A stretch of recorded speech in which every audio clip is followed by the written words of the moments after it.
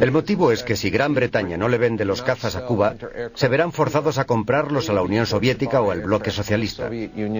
Entonces Estados Unidos tendrá justificación, como en Guatemala, en 1954, para derrocar al gobierno cubano. Los británicos rechazaron la propuesta de Dulles y vendieron los cazas a Cuba. Como parte del plan de Eisenhower, la CIA empezó a reclutar y entrenar una fuerza de invasión compuesta estrictamente de exiliados cubanos. Sería una operación paramilitar que requeriría al grupo de exiliados hacer un desembarco secreto en la playa y luego conectar con las grandes facciones anticastristas que la CIA creía que había en Cuba. Juntos tomarían La Habana y depondrían al régimen de Castro. La red de inteligencia cubana, inicialmente coordinada por Raúl Castro y el Che Guevara durante la insurrección, aún estaba en sus comienzos en 1960. Pero contaba con el apoyo de muchos pueblos latinos de toda América del Sur y del Centro, que consideraban a Castro un héroe, un símbolo de esperanza contra lo que consideraban una agresión imperialista. Muchos de aquellos pueblos facilitaban valiosa información al servicio de inteligencia cubano. Incluso detalles de la localización de los campamentos de Guatemala en los que la CIA entrenaba a su grupo de invasión cubano fueron revelados. Entre los cubanos que se encontraban en Guatemala recibiendo esta importante información se encontraba un joven agente de la inteligencia, Domingo Amuchastegui. Una persona muy rica me habló sobre este terrateniente de Guatemala, que había cedido una de sus grandes fincas para el entrenamiento de un grupo de invasión de Cuba. Unas 2 semanas más tarde, un hombre normal y corriente, un campesino, llamó a la puerta de la embajada para contarnos la misma historia. La comunidad cubana de Miami, Florida, era también una gran fuente de información y rumores. Sin embargo, a principios de abril de 1961, Castro aún no conocía el lugar designado para la invasión de Cuba. Mediante algunas fuentes de Miami, la DGI, Dirección General de Inteligencia, primer servicio cubano de información, supo que la fecha prevista era el 17 de abril.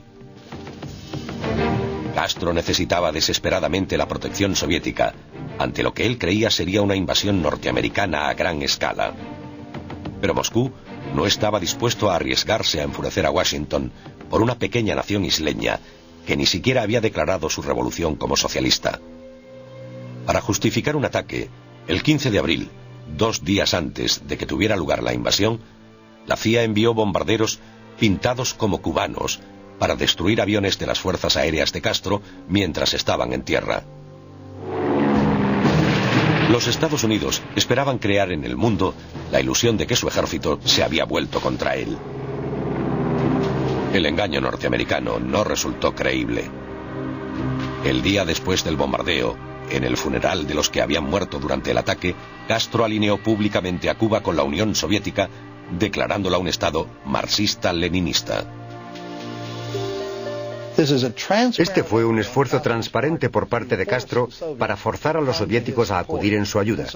Y así, durante el siguiente año, empezó a crear aquel Estado marxista-leninista con un gobierno comunista.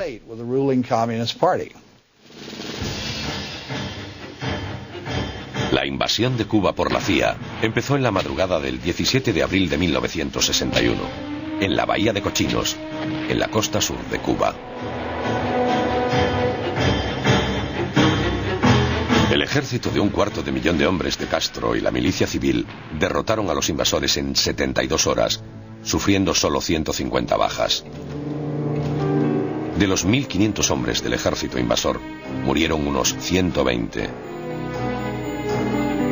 Alrededor de 1.200 fueron capturados y el resto desapareció en los campos de los alrededores. Las esperanzas de la CIA de una revuelta popular contra Castro también fracasaron. En las horas siguientes al comienzo de la invasión, la seguridad del Estado cubano detuvo a unos 20.000 disidentes sospechosos.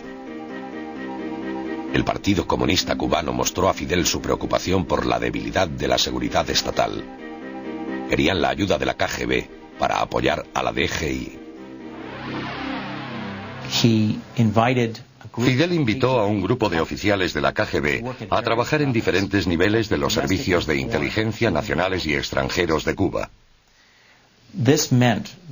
Aquello significaba que estaba creando una KGB cubana, utilizando las técnicas desarrolladas por los soviéticos para reducir a los disidentes en Europa Central y en la misma Unión Soviética.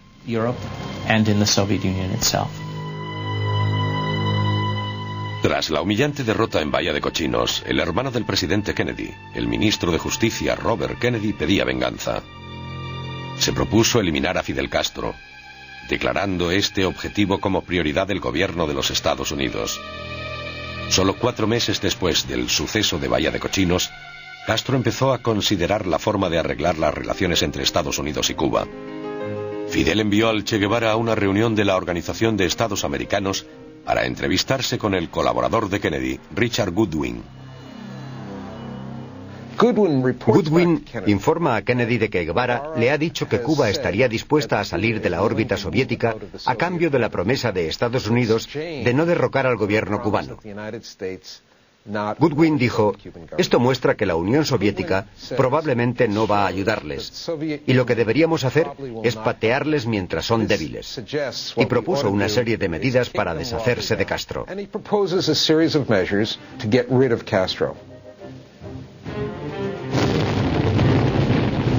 Kennedy aprobó el plan inicial que en primavera de 1962 había evolucionado en la Operación Mangosta, un elaborado proyecto de sabotaje, engaño, guerra psicológica y asesinato.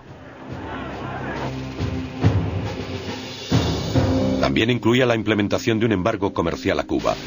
Más que nunca, el gobierno dependía de la inteligencia para la supervivencia de la revolución y del propio Castro.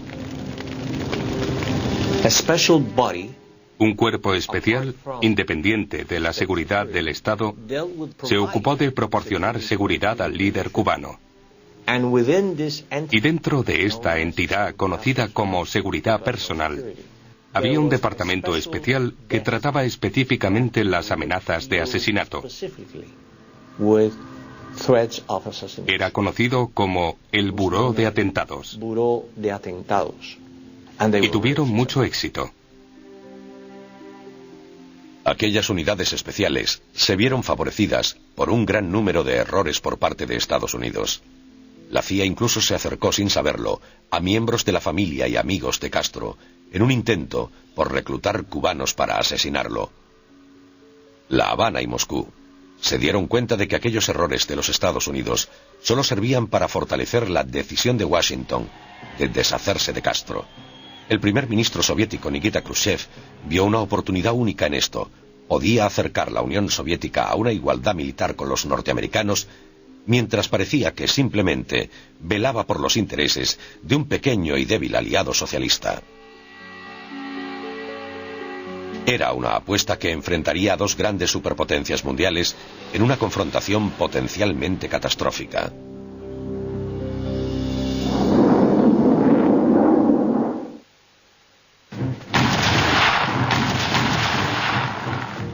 Después del suceso de Bahía de Cochinos, la inteligencia cubana y la soviética trabajaron incansablemente para saber si Washington estaba planeando una segunda invasión de Cuba. La DGI cubana empleó todos sus medios en descubrir cualquier plan de invasión y complot para asesinar a Castro.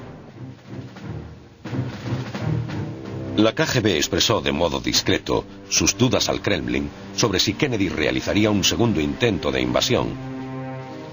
Sin embargo, no es eso lo que informaron a sus homólogos cubanos, incluido el agente de inteligencia Domingo Amuchastegui. Los soviéticos dieron la voz de alarma desde el primer día de relación, porque apostaban al despliegue de misiles en Cuba, jugando a su propio juego. Vamos a decirles a los cubanos que viene el lobo.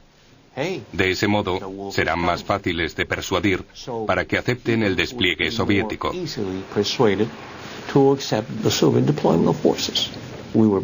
Estábamos siendo utilizados.